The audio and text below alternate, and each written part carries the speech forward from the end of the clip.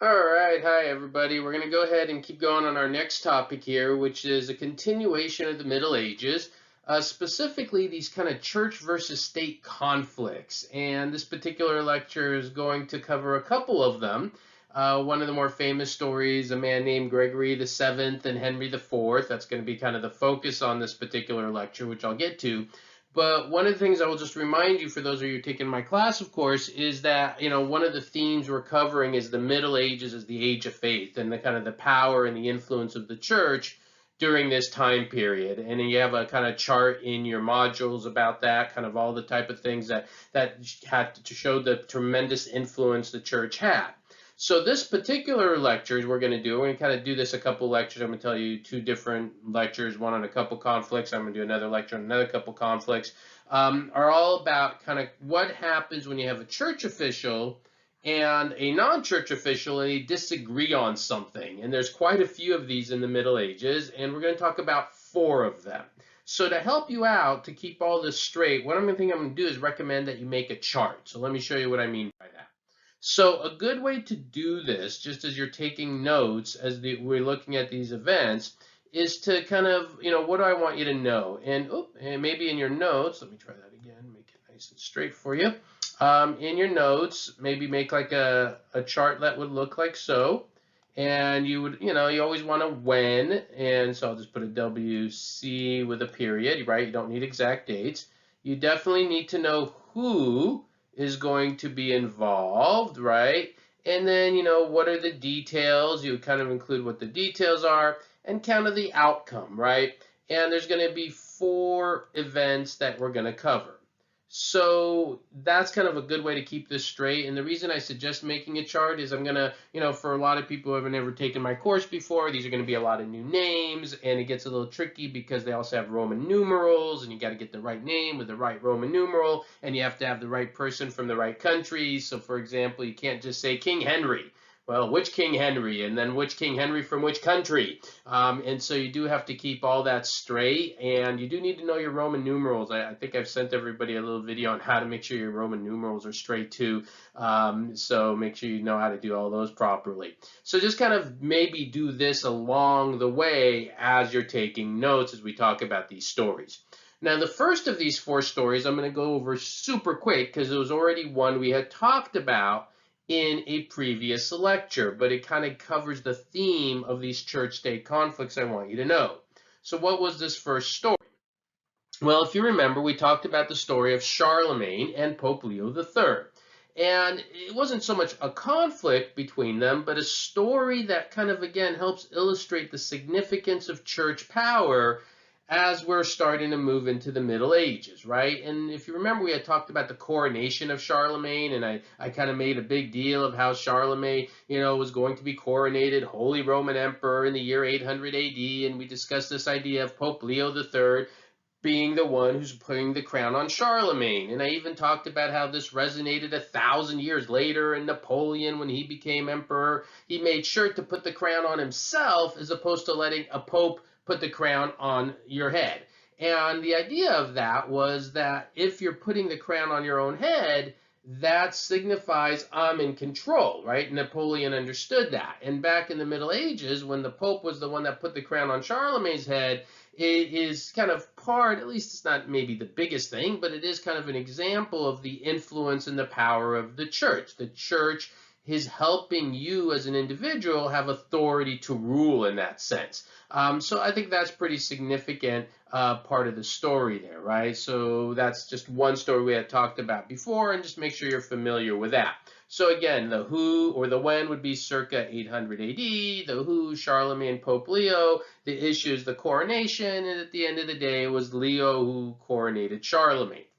The next story is one we haven't talked about before and is a pretty famous story in the Middle Ages. I'm going to give you a super brief account of this just so you know there's tremendous more detail to all of these church-state conflicts. And I can, if anybody's interested in more detail, I can point you to more resources that really kind of have a deep dive into all of these topics if you really want a lot more. But just kind of being more of a survey course, I'm just happy if you just know the basics, and then you ever take a history of the Middle Ages class or you really want to know a lot more, I can definitely direct you to all the nuanced details. But this is a crazy story. about two men. Here we go. Pope Gregory VII and Henry IV. So here again, you got to keep everything straight. So Pope Gregory VII, obviously the Pope. Henry IV, he was the King of Germany. He'll later also have this title of Holy Roman Emperor again. It's kind of funny sometimes people in the Middle Ages say, oh, somebody was a Holy Roman Empire, and he wasn't holy, he wasn't Roman, and wasn't an empire, but, you know, it's still going to be a pretty important title. And the issue between Gregory VII and Henry IV is not super complicated. There's, again, a lot of details of what happens between them, but it's a pretty crazy little story. So here we go. The main issue, as you can see here in our keywords, is lay investiture. Now, what is lay investiture about, right? What does that term lay investiture mean that you see here? And let me erase that. I just kind of blotted that out. Sorry. Lay investiture, it has to do with who has the power to appoint religious figures, right? And again, I should also emphasize this is not the only issue they argued about, right? I'm just talking about one specific one. But does a layperson meaning a non-religious person, have this power to appoint religious figures inside of their kingdom? And the Pope's like, no, I get to appoint religious figures. And Henry's like, no, I get to do this. And they have arguments of this. And all of this is taking place around the year 1070, a little bit after that, actually. 1077, if you want to be specific, when this whole thing blows up.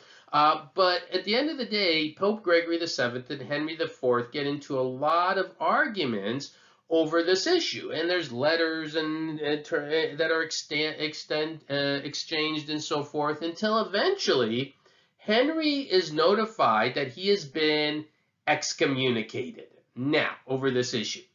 Now, of course, when a king is excommunicated, that's a big deal, and Henry IV has a problem at this point. He's just been excommunicated. And so Henry IV wants to have this excommunication removed. And so the Pope at the time was staying in a city called Canossa. It's a city in Italy, more the northern part of Italy. And it was cold. It was reported it was cold and snowing. And Henry IV takes the walk to Canossa, as it's sometimes called, where he takes this long journey to visit the Pope, to go and talk to him. He has to, I believe, cross the Alps to go and have a meeting with him to get this excommunication removed. And there are accounts that the king even had to stand in the snow and beg forgiveness from the Pope until the Pope finally removed the excommunication and gained, this essential, what looked like, at least on the surface, a great victory over the king. Because, try to imagine this today, guys. Try to imagine a political leader, a powerful political leader of Europe or the United States, the Prime Minister of England or the President of the United States, or, whatever it is, any particular person, having to go and beg forgiveness from the Pope, having to maybe, go on this long journey and walk, stand in the snow, begging for forgiveness. And you don't really see that happening. And so when people look at this as a church-state conflict, initially people say, well, this is another good example of the power of the church of the Middle Ages. Now, to give a much fuller account, it is true that in later years, Henry then organizes a bit of a militia against Gregory. Gregory is eventually forced to flee, and things don't all go perfectly swell for Gregory. And so it's not as 100% one-sided as it oftentimes seems. A lot of times when people hear first about this story, they go, well, this was a no-brainer, Henry IV just obviously lost. In fact, there's a phrase in Europe that I had a former student of mine years ago. He was from Europe, and I was telling this story, and he said, oh my goodness, in Europe we have an expression, where his friend had an argument with his wife, and he had to go home and do a canossa with his wife. And what did that mean? He had to go and beg forgiveness from his wife. And so they even use that as an expression today, even 1,000 years later. So obviously it resonated as a pretty big defeat for Henry IV. But, as I said, later on, Henry IV will organize a military. Eventually Gregory VII is going to have to flee, and he, I believe, dies in exile. And so it's not 100% one-sided, but again, you do definitely see the power of the church there. So I hope that story is clear and you understand. Pretty crazy. Again, try to imagine that kind of stuff today.